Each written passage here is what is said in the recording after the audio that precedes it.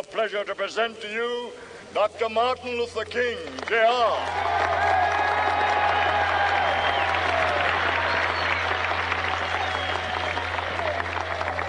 I am happy to join with you today in what will go down in history as the greatest demonstration for freedom in the history of our nation.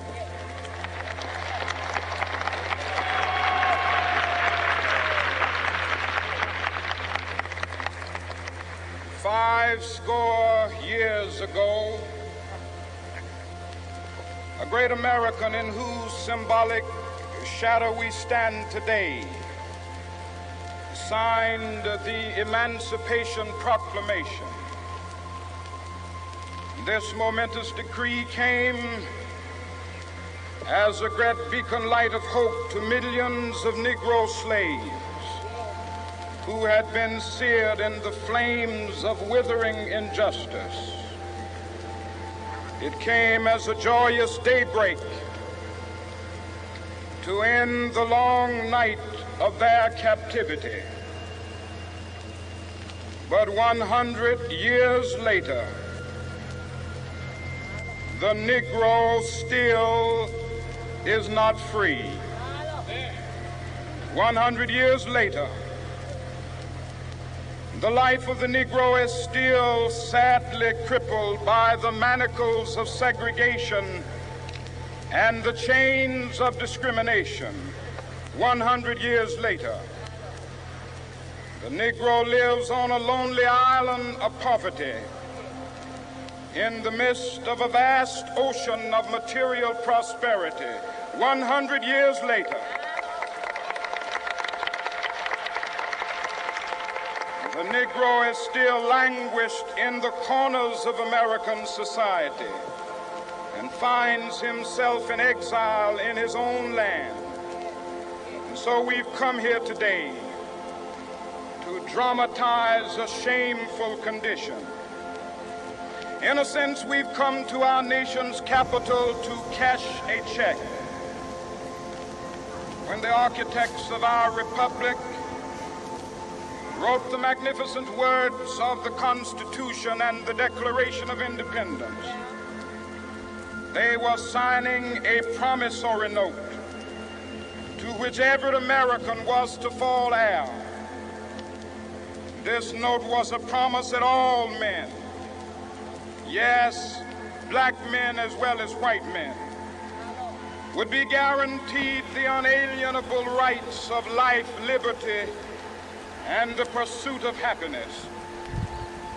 It is obvious today that America has defaulted on this promissory note insofar as her citizens of color are concerned.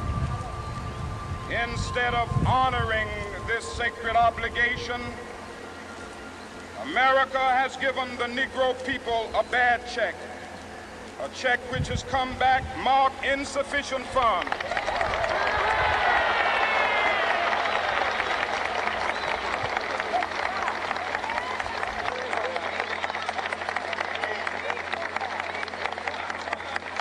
But we refuse to believe that the Bank of Justice is bankrupt. We refuse to believe that there are insufficient funds in the great vaults of opportunity of this nation. And so we've come to cash this check, a check that will give us upon demand the riches of freedom and the security of justice.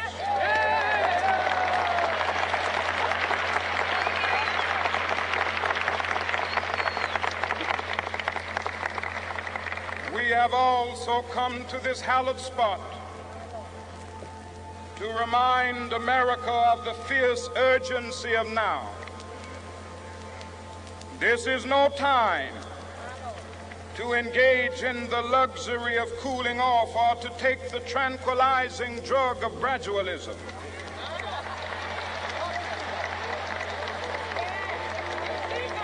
Now is the time to make real the promises of democracy.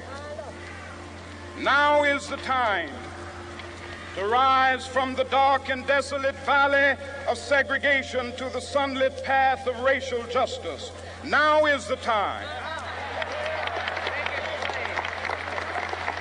to lift our nation from the quicksands of racial injustice to the solid rock of brotherhood. Now is the time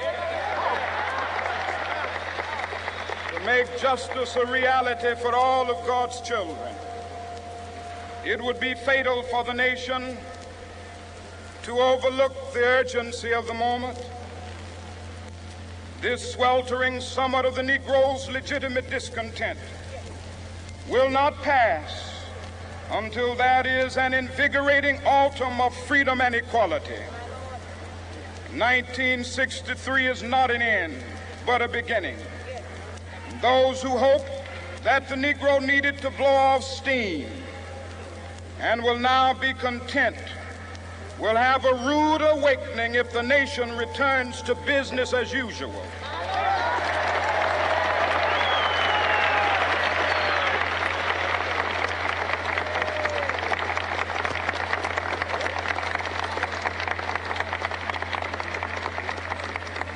There will be neither rest nor tranquility in America until the Negro is granted his citizenship rights.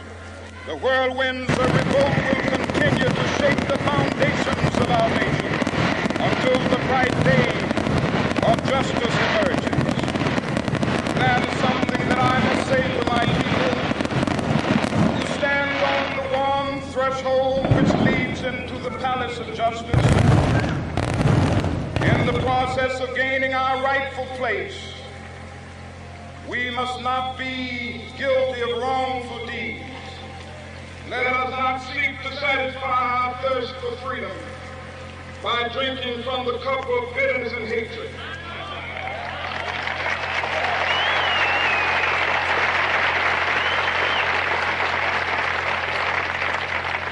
We must forever conduct our struggle on the high plane of dignity and discipline. We must not allow our creative protest to degenerate into physical violence.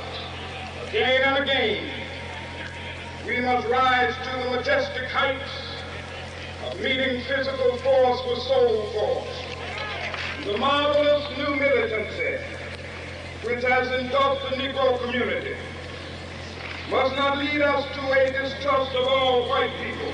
For many of our white brothers, as evidenced by their presence here today, have come to realize that their destiny is not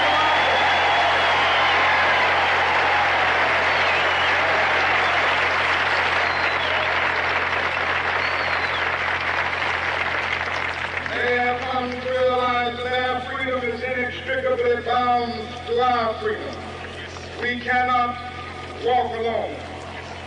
As we walk, we must make the pledge that we shall always march ahead. We cannot turn back. There are those who are asking the devotees of civil rights, when will you be satisfied? We can never be satisfied as long as the Negro is the victim of the unspeakable horrors of police brutality. We can never be satisfied as long as our body is heavy with the fatigue of travel, cannot gain lodging in the motels of the highways and the hotels of the city.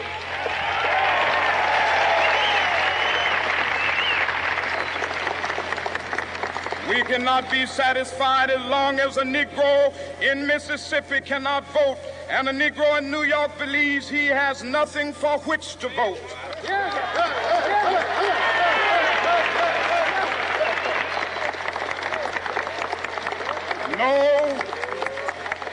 No, we are not satisfied, and we will not be satisfied until justice rolls down like waters and righteousness like a mighty stream.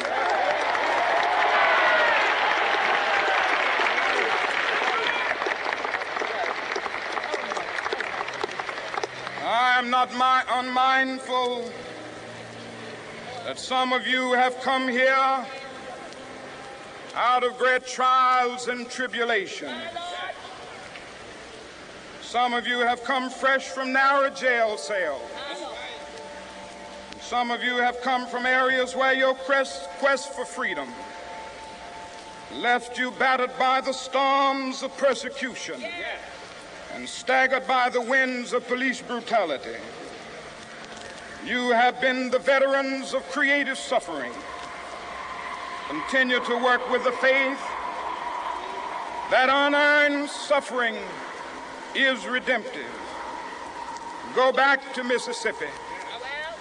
Go back to Alabama, go back to South Carolina, go back to Georgia, go back to Louisiana, go back to the slums and ghettos of our northern cities, knowing that somehow this situation can and will be changed. Let us not wallow in the valley of despair.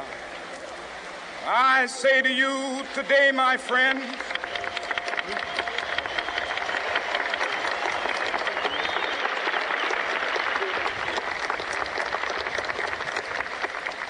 so even though we face the difficulties of today and tomorrow, I still have a dream.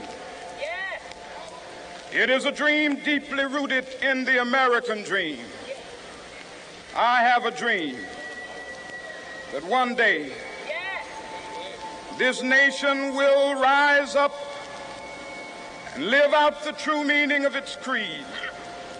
We hold these truths to be self-evident, that all men are created equal.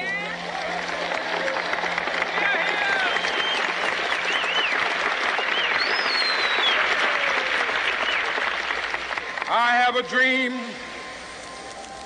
that one day on the red hills of Georgia, the sons of former slaves and the sons of former slave owners will be able to sit down together at the table of brotherhood. I have a dream that one day, even the state of Mississippi, a state sweltering with the heat of injustice, sweltering with the heat of oppression, will be transformed into an oasis of freedom and justice. I have a dream that my 4 little children will one day live in a nation where they will not be judged by the color of their skin, but by the content of their character. I have a dream today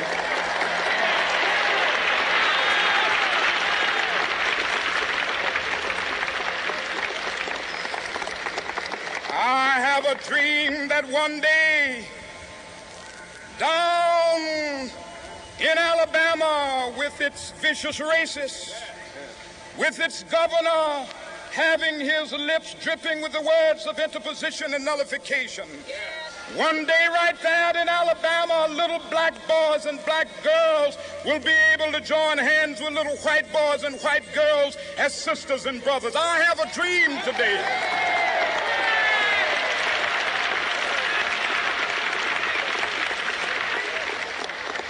I have a dream that one day every valley shall be exalted, and every hill and mountain shall be made low. The rough places will be made plain, and the crooked places will be made straight. And the glory of the Lord shall be revealed, and all flesh shall see it together. This is our hope. This is a faith that I go back to the South with. With this faith, we will be able to hew out of the mountain of despair a stone of hope. With this faith, we will be able to transform the jangling discords of our nation into a beautiful symphony of brotherhood. With this faith, we will be able to work together, to pray together, to struggle together, to go to jail together, to stand up for freedom together, knowing that we will be free one day. This will be the day. This will be the day when all of God's children will be able to sing with new meaning, "My country, tears of thee. Sweet land of liberty, of thee I sing. Land where my fathers died, land of the pilgrim's pride. From every mountainside, let freedom ring. And if America is to be a great nation, this must become true. So let freedom ring from the prodigious hilltops of New Hampshire. Let freedom ring from the mighty mountains of New York. Let freedom ring from the heightening Alleghenies of Pennsylvania. Let freedom ring from the snow-capped Rockies of Colorado. Let freedom ring from the curvaceous slopes of California. But not only that, let freedom ring from Stone Mountain of Georgia. Let freedom ring from Lookout Mountain of Tennessee. Let freedom ring from every hill and molehill of Mississippi, from every mountainside. Let freedom ring, and when this happens, when we allow freedom ring, when we let it ring from every village and every hamlet, from every state and every city, we will be able to speed up that day when all of God's children, black men and white men, Jews and Gentiles, Protestants and Catholics, will be able to join hands and